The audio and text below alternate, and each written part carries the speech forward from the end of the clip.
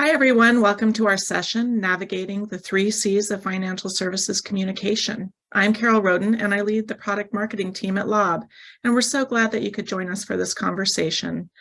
Our goal is to spark ideas and also prompt us all to think about ways to more effectively communicate with both customers and prospects in this complex, competitive, and highly regulated financial services world. Before we get started, there are a few housekeeping items to cover. First, if you have questions, please drop them into Zoom anytime using the Q&A option in your Zoom navigation bar. We will get to as many questions as we can at the end. Following the webinar, we'll send you a recorded version of today's session, and we'll also send you the Modern Marketer's Guide to Direct Mail. That's the Financial Services Industry Edition that we'll be sending you. So sit back and enjoy this conversation. And it's going to be a great conversation because today we're very lucky to have Dave Molesky, who is COO and founder of Quavo Fraud and Dispute, and also Evan Maxson, the Director of Operations and Technology at Dreamspring. These two gentlemen have been using intelligent direct mail to automate operational workflows to more effectively communicate with their customers. They'll share their experiences and perspectives about how they do that while keeping in compliance with the many rules and regulations that are so prevalent in the financial services market. We're also joined by Eamon Barrason, one of Lob's brilliant solutions engineers. Eamon works with so many of Lob's financial services customers on marketing programs and will bring the perspective of how intelligent direct mail can be used for marketing. I'll be your moderator, so let's dive in and learn from these folks. So to start, let's learn about your businesses and get a little more context. Dave, why don't you tell us about Quavo Fraud and Dispute? And briefly, how are you using direct mail? Sure. So Quavo Fraud and Dispute is a platform for credit, debit, card disputes, ACH, wires, things like that. So banking transactions. So if you have a card, like most of us do, and you look at your statement and you go, well, I don't recognize that transaction, and you call your bank or your credit union or whoever, they're going to ask you a whole bunch of questions about what happened. Did you lose your card? Do you have it? Was it stolen? Something like that.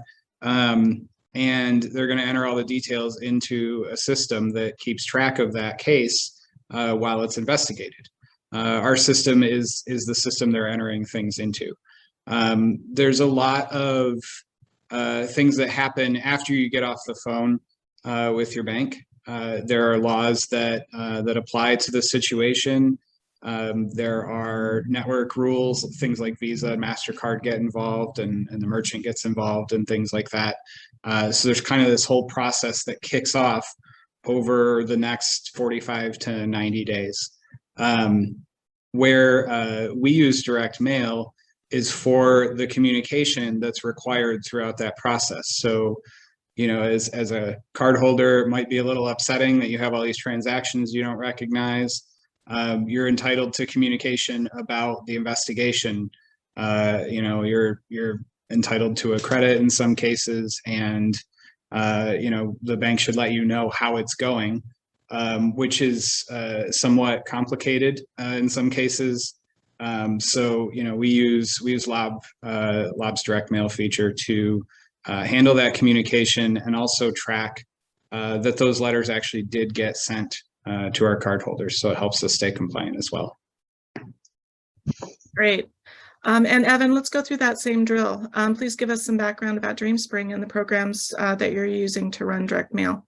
Yeah, of course. So Dreamspring is a 28-year-old nonprofit that makes small business loans. We're in the microfinance space. We're a certified development or community development financial institution, which is a formal certification from the U.S. Treasury Department. We, in 2019, 2020, we were operating in about 5 states, and now we're in about 26 states. We participated quite heavily in the Paycheck Protection Program lending program through the SBA during the pandemic during 2020 and 2021. We have our own proprietary lending platform. So we allow our borrowers, our clients as we refer to them, to apply for a loan, to close on their loan electronically, and to service their loans, all through a platform that we own and maintain. And that's where Lob comes in. That platform sends our monthly loan statements and annual transaction statements to our borrowers through Lob. We also use the Lob address verification service in our loan application to verify that an address that is being provided to us is a valid address. And not only is it valid, but it's an active address. So that helps us keep our data clean and good data integrity. But yeah, so specifically we've used Lob quite heavily this year, especially when we did about 26,000 Paycheck Protection Program loans last year. We needed to send out our annual tax statements, and so that was something that happened in January, February timeframe. That was something we just weren't going to be able to do manually, and so that's where we really turned to Lob to be able to get that done for us. That's great. Thanks for sharing that. And as I mentioned, Eamon works with a number of our financial services customers. So Eamon, can you please tell us how you've seen them harness intelligent direct mail? And since we're hearing more about the operational use cases from Dave and Evan, please give us some examples about how it's used for marketing. Yeah, absolutely. So I think big picture from the marketing side, the way to look at intelligent mail is really kind of treat it as like another digital channel as part of your customer journey. So for example, if you're sending, like a loan pre-qualification type message, that might result in the queuing of, messaging across your channels. So like email, SMS, mail can just be another one of those messages that kind of gets placed in either simultaneously or in sequence. But the end result really is just that physical mail piece in your mailbox. But otherwise, it's really just one of your digital channels. So and kind of related to that, the idea with Lob is that when you're saying marketing messages in terms of making those kind of personalized and relevant, you can really leverage your first party data to personalize the content that's in that mail piece. So you can target the copy, you can target images, calls to action, even colors and fonts to make that marketing messaging more relevant. And also you can, use those tools to A/B test and kind of compare how different things are performing against each other. So that's all kind of big picture. Just in terms of like cool examples that I've seen. One that comes to mind is we have a customer who sent a kind of a one-time use credit card that was attached to the mail piece that was preloaded with a value. I think it was, like $25, and it had the card number and the expiration date and a call to action. And they were using that to drive, sign up and acquisition. So being able to send kind of cool stuff like that and personalize it really helps. And then on the other side, when you're running marketing campaigns, especially when they're being launched in like a specific time frame. So let's say you're sending out like a big campaign around tax day, for example, there's going to be a whole kind of review and proofing process that goes along with that to make sure that everything is set up correctly and everything looks right. With Lob tools, you're really able to inform that kind of pre-campaign review and proofing process.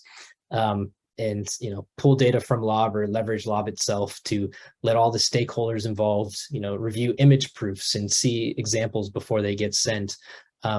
Get a sense of the entire kind of mailing list data, understand what percentage of those mail pieces are deliverable versus undeliverable, and use that information to determine how you're going to reach out to people. So it also just kind of really makes the launching of your marketing campaigns a lot more seamless and again, more akin to kind of launching from a digital channel. Great, thanks for that. And thanks for everyone for the overview and context. And now that we know a little bit more about your businesses, let's go ahead and talk about those big C's. The overarching C is communication and the campaigns that deliver it, whether it's operations-based or marketing-based, as Eamon was just describing. So I think let's start with Evan. Can you please elaborate on the problems that automating your communications has solved? Yeah, so going back to the tax statements that I mentioned earlier, even when we weren't doing the special lending programs through the SBA, every January we would have to all hands on deck to print off our tax statements and stuff them into envelopes and get them out in a timely fashion. And now that's basically, we've got one software developer that generates the statements and sends that request to Lob, and we're done. And so, that's been a huge time savings. We've also when you're dealing with credit, you've got to occasionally decline loan applications. The borrowers just don't meet the criteria for the loans. And so as part of that, we have to send out what are known as adverse action notices, or letters that basically state why they were declined for credit.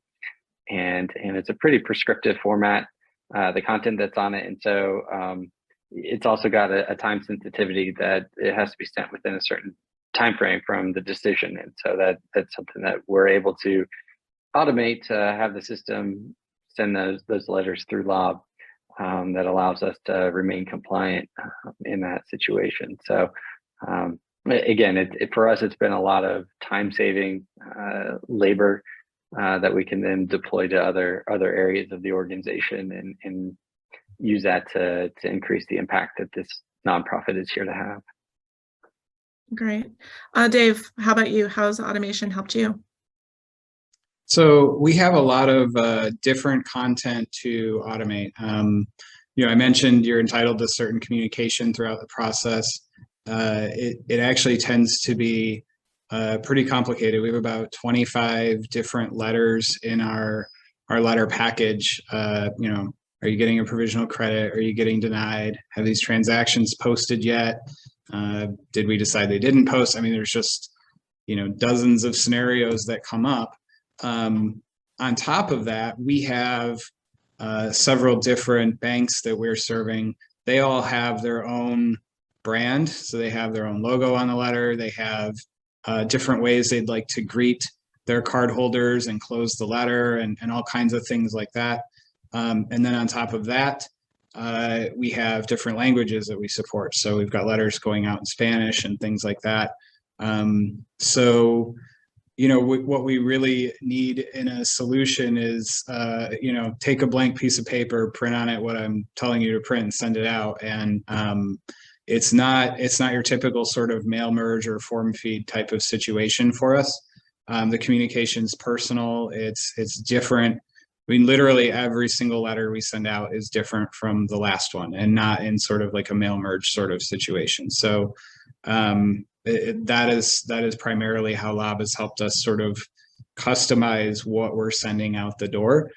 We do have some competition that they do use form feed letters, and they're very they're a little more impersonal, and they have less of an impact on the cardholder. So it's something that we're pretty passionate about. Yeah, that's interesting. The personalization is really key. And I know that it's kind of a personal thing when you have fraud happen. So that's important for that purpose. That leads us into another C, compliance. And I think, Evan, you were talking about a little bit about the compliance, about having to send things out within 2 days. In order to stay in compliance. And since financial services has so many of those types of regulations, how do you comply with regulations in these communications? Are there other things beyond that date that you were talking about? How is technology specifically helping with compliance? Yeah, so again, it does tightly interweave into the prior topic or prior question there on communication and automation and saving staff time, but it also is helping us, as you just mentioned, stay compliant with regulations out there. And for our use cases, primarily those adverse action notices, we do undergo an audit every year with our own auditors to ensure that we're following our own processes. And having the data from Lob allows us to prove that we actually adhere to our own processes, as well as these regulations that we're trying to comply with. And then we also have some state regulators that we periodically undergo audits with, that they review our processes with loans that we did in their states. And so being able to pull this data from the system and show that we actually complied with the regulations that we needed to, the communications we sent out is again, it's a time saving for us. And it also helps us automate the processes that we would put in place to comply with these requirements that we have as a small business lender. So it just gives us that extra assurance that we're actually going to do what we need to do in those cases. And again, being able to pull that data from Lob, not having to go into a manila folder in some file cabinet somewhere and hunt for those things is again quite a time savings for us. Yeah, no one wants to have to go in and look in the manila folder these days, right? That's awesome.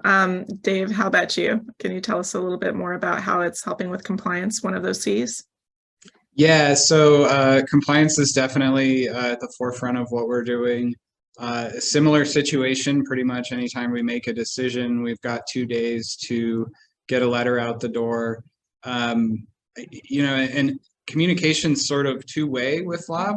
We send a letter out and then we get events back about what happened to that letter, and it happens on a per letter basis, which helps us a ton with audits. So we ingest data back in that says, yes, for this exact letter, for this exact scenario, you know, this was handed off to the Postal Service on X date. And that's important to our clients who are audited. Some of them have sponsor banks who perform audits on them. It's just pretty rigorous and not very forgiving.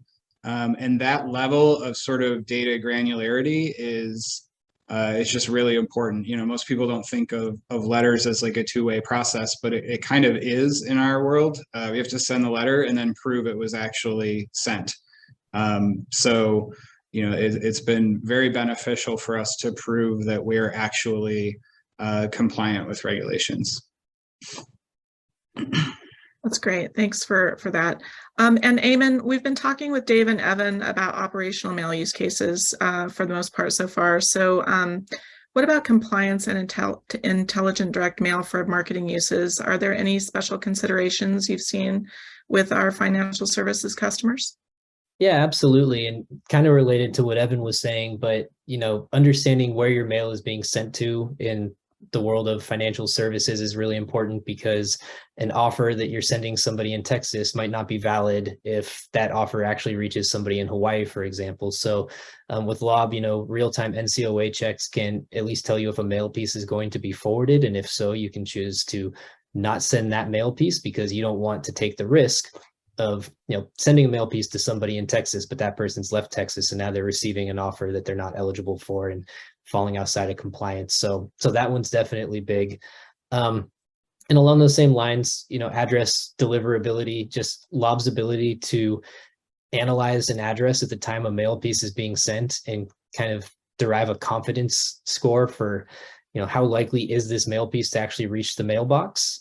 Lots of times in financial services, you know, you're sending the mail piece anyways for things that are, you know, regulatory, but for marketing mail, you don't want to burn money sending mail to an address where it's not actually going to reach the recipient. So you can really easily filter those out before those get sent with Lob. And then, yeah, I think kind of aligning with David's point as well, but understanding where your mail is once it's been sent, being able to have that audit level visibility to go back and check any individual mail piece and say, yep, this is when it was sent, this is when it was mailed, this is when, you know, it would have reached somebody. That can be really handy when you're looking at things after the fact. Great, yeah. And so far we've been talking a lot about the benefits to you as financial services businesses and operators.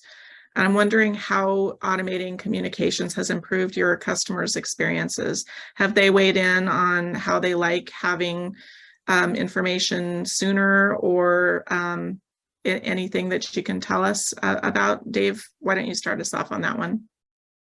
Yeah, it's definitely, as you mentioned, kind of a personal experience for a cardholder if they experience fraud. You know, in some ways you feel like you've been violated a little bit, and you know you want to feel like your bank's on your side. And the type of communication we're able to generate does help build trust with the cardholders. You know, they feel like they've kind of got an ally in this. In a similar way, we accept disputes when you have a issue with a merchant. So, maybe you rented out an Airbnb and there was a damage charge or something like that, and you feel like you've unjustly not been refunded for your deposit or something like that.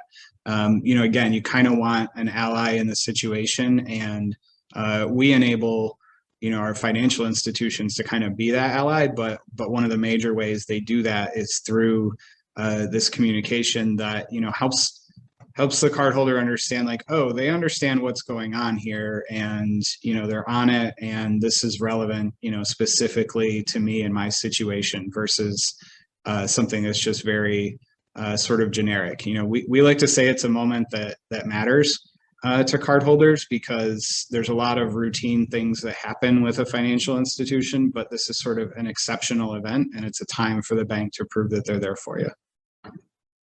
I love that moment that matters. That's great. Evan, why don't you share with us any experience you have with that? Yeah, of course. So making loans, we're not, a lot of the trust that we get or that we build up with clients is maintaining accurate, timely information. And not that people love going to their mailbox and getting a statement that, or a bill, if you will, but being able to generate the loan statements, send them out so that our clients know, for some of them, it's that reminder that, okay, it's getting to be that time of month again where we need to make a payment on this loan. And so making sure that those get sent in a timely fashion, are correct, have accurate information on it, is where we then kind of maintain and stabilize that trust that they have with us. And then, of course, when that information is correct and consistent and everything is working properly, obviously they're not making phone calls to our support line. So then that's something that it's kind of the absence of communication is a good experience, right? You don't want to have to create a situation where they contact you. And so for us, being able to have our system generate the statements with correct information and send them through the mail just reinforces that trust that our clients or our borrowers have with us. Yeah, I totally relate to that, because you don't want to, if you're expecting a statement, you don't get it, then you can call. And then if you get it, everything's ticking along like clockwork, then you know what to expect. So that's awesome. Now, Eamon, same question for you. How for marketing use cases, how can automated and direct mail help with customer experience? Have you heard of any stories? Yeah, absolutely. So I think the customer experience around receiving mail, I guess there's kind of three main components to it. You can think of it has to be, relevant to the person receiving it. It's got to be personal, and it's got to be timely. So like for marketing, especially, you're trying to reach somebody when they're at their highest point of potential intent, and you want to reach them with the exact relevant message. So yeah, Lob definitely can help out with this in a few ways. So starting with the relevant piece, with Lob, mail piece content can be targeted in the same way that you do with your digital channels. So you can leverage your customer data to reach folks with the most relevant messaging in the most relevant format. So letters versus postcards, etc. And you may know, for example, that like somebody is, maybe they're likely to want to refinance soon based on their mortgage rate and the mortgage rates that are available. Maybe not in this exact moment in time, but we'll say hypothetically. You don't want to send that person a new credit card offer. You want to send that person, a refinancing offer. So just really ensuring that message is relevant, and that's going to help it land. And also Lob can kind of play into making sure your other channels are relevant. So if you're combining Lob again, or your intelligent mail with your email and your SMS, like triggering an SMS to automatically be sent to somebody when the mail piece hits their mailbox saying, check your mailbox for a great offer. Again, that's going to keep everything super relevant. So that's part one. Personal is somewhat related, but we all see that people just respond better to messages that are personal to them. So you can, with Lob, really tailor your message to the individual or to the audience that they belong to, using their first name or an image of their city or an image of the local branch you want to drive them to, or maybe even a map to their local branch.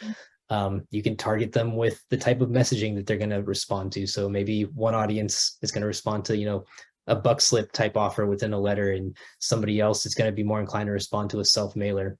Like taking those things into account and really making sure that not just the content is relevant, but that it's personalized to the person receiving it is going to be way more effective than sending out a generic message and kind of hoping that it sticks. And then the final piece is timeliness. We're an API-based company. You can trigger your mail pieces on demand, down to the individual mail piece level. There's no batch minimums or anything like that. So, maybe say a customer goes to your site and signs up for a new newsletter or fills out like a request for information form. You can immediately trigger that individual personalized postcard to be sent to them. So it gets in their mailbox as fast as possible, and you're reaching that person with the right message right when they're still at that high intent level that you want to reach people at with marketing. So yeah, that's how Lob kind of fits into keeping that customer experience really good when it comes to your mail. Got it.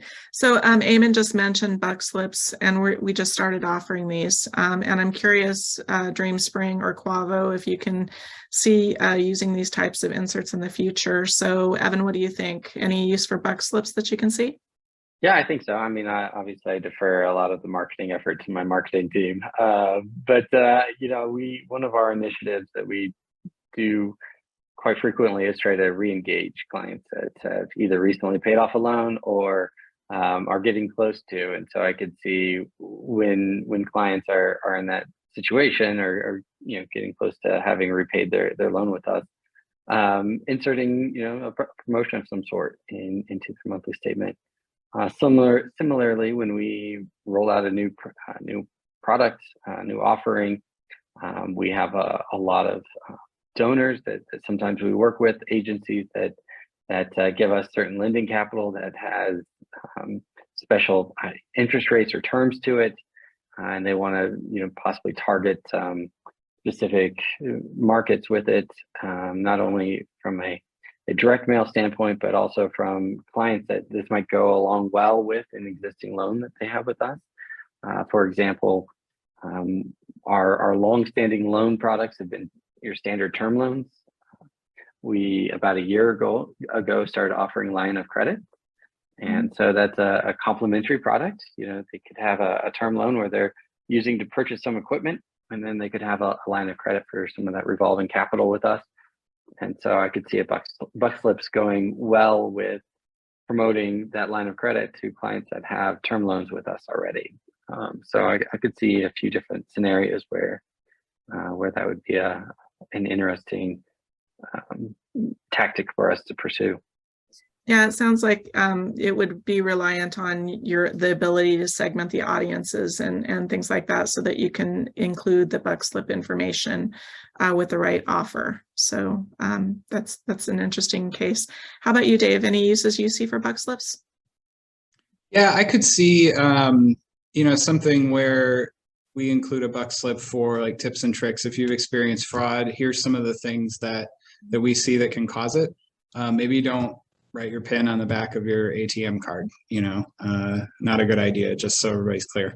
There's obviously a few other things that you can do to protect yourself, but that's certainly one use case that I can think of. There's also some letters that we send that are, they're positive in nature, like, hey, you had a dispute, but you just won, right? Like, you're going to get paid for this thing that you don't think you should have had to pay for, and that's an opportunity to potentially cross-sell or upsell at that point. So yeah, it's definitely something that we might keep in mind for those situations. So that's interesting. So in like the first case that you were talking about, that would be like more broad kind of, inclusion with a lot of different things, a lot of the letters that you send out. And then in the second case, again, maybe having the ability to segment your audiences might be helpful. Yep. Great. Well, thank you so much for all of those insights. And with our last bit of time, I want to make sure that we are going to get to some of the questions that have been coming in. So if you haven't already, please drop your questions in the Zoom Q&A feature. If we don't get to your question now, we'll be sure to follow up and get you an answer. So let's go to our first question. It's about acquisition. So I believe this would be for Eamon. Eamon, if I want to test out direct mail for an upcoming acquisition campaign, what should I do to ensure the greatest return? So I think a couple things. If you understand your audience and the type of call to action they're going to respond to, definitely keep that in mind. And if you don't know what that's going to be, definitely recommend trying multiple calls to action on the same mail piece, because maybe some folks will be more inclined to use a phone number, some folks will be more inclined to scan a QR code, and definitely make those dynamic if you can. So if you're personalizing your QR codes, you're getting a lot of information back. And then I know just kind of in general, I say supplement your direct mail with your other channels. Like direct mail is not in competition with your email or SMS. It all works best in conjunction and with an integrated approach. So, if you send somebody, kind of like my example earlier, they automatically triggered SMS or an email when the mail hits their mailbox, they're going to be much more likely to respond. I think I saw that's a stat somewhere in some of the research we did, but it basically showed that email and direct mail in conjunction has a 13x higher response rate. So yeah, just definitely think about it as part of a holistic kind of marketing campaign rather than a siloed campaign. Yep, that's great advice. The next question, and it's another one for you, Eamon. Does LOB have any compliance and security certifications? Oh yeah, absolutely. Like SOC 2, Type 2 compliant. We can send HIPAA compliant mail, GDPR compliance. All your data is encrypted in transit and encrypted at rest. But even kind of zooming out from the specifics, you can imagine we're sending mail on behalf of some of the largest, not only financial institutions in the country, but also healthcare providers and insurance companies, and lots of very sensitive information that flows through LOB. So, we're built to meet their needs. So you can kind of benefit from that, because this enterprise level security is going to apply to all the customers who use LOB. So definitely. Great. Now let's see a question for Dreamspring and Quavo too. If you were to test a new form factor, which would you choose and why? I know in the cases that we were talking about were primarily letter formats, but what other form factors would you want to test? Let's start with Dave for this one. I think we would probably think about postcards. Our letters can be a little bit lengthy and a little bit wordy.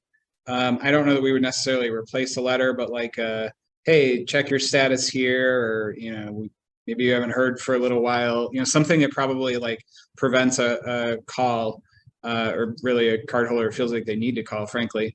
A postcard could be really nice for that. Maybe business reply envelopes too. For some of our higher end clients, they want a response. They want to make it super easy on their card holders. So I could see them including that in some of their outbound stuff. Those are the two things I could think of. Great. How about you, Evan? Yeah, given this quick thought here, I think obviously going back to those buck slips are probably the most natural next step for us. And then, I could see us potentially toying around with some of the postcards from a direct mail, maybe with a QR code to help us on tracking and get some of these small business owners right to our loan application. Could be something that we would probably toy with or experiment with and see what kind of return we got on it. But for the most part, due to the nature of the content we're sending to people we already have contact with or on our list, we probably wouldn't stray too far from our current approach with envelopes and the statements in those envelopes. But again, I could definitely see the buck slips, and then maybe for a pure marketing play, something along the lines of postcards. Yeah, you've got to explore that big C for communication, but you also have to keep in mind the C for compliance. So that's the line you're walking, right? Yeah. Another question. Let's see. How long did it take you to get up and running with your mail programs? Let's start with Evan on that one. Yeah, so full transparency, the integration happened prior to me joining Dreamspring a few years back. But I can't imagine it was long. And I do know that we haven't really had to do any maintenance on it since. It's just been in place and running. The APIs, as I'm familiar with them, are pretty straightforward, pretty easy, pretty to set up and run with, especially the account validation. Passing in the address and the different fields and getting a pretty standardized response back. That not something that we've spent a whole lot of time trying to implement or maintain. Just up and running for us. Dave, how about you? How long did it take? I think we were probably in testing within a couple weeks and in production in probably 6 to 8 weeks. SDK was really helpful. The API is great. It's very straightforward. Yeah, it was a really good experience onboarding and really didn't take very long. And that was probably 5 years ago, something like that. It's probably even better today. We also don't really touch it now. It's good. It's running and everything's good. I'm glad to hear that the maintenance is little to none. So that's great. Eamon, do you have any perspective from the marketing side of things? From the marketing side of things, the only thing I'll add is that, before you kind of fully integrate with our API and build out an automated solution, we also have a tool that lets you send directly from our platform, that all you need as inputs are a CSV list of your target audience and your creative. So we have folks who sign up for Lob and can start sending mail the same day because they have their creative and audience list handy. So it's more manual, it's less automated because you're kind of going through this flow yourself, but it's definitely an easy way to get mail out the door even before that integration process begins. That's great. Thanks for sharing that. I love that new campaign tool. And yeah, we do definitely have a lot of marketing mail going out through that. So it's great to call that out. Thanks so much. Well, now before we wrap up, we'd like to launch a quick poll to see if you'd like to learn more about Lob's direct mail automation platform that transforms direct mail into intelligent mail at scale like Quavo and Dreamspring did. Thank you to our wonderful panelists. I know I learned a lot from Dave, Evan, and Eamon. And thank you to our audience for spending time with us and asking those great questions. If you think of anything else, feel free to reach out to us via our website, lob.com. And have a great rest of your day, and we'll see you at the next event. Thank you so much.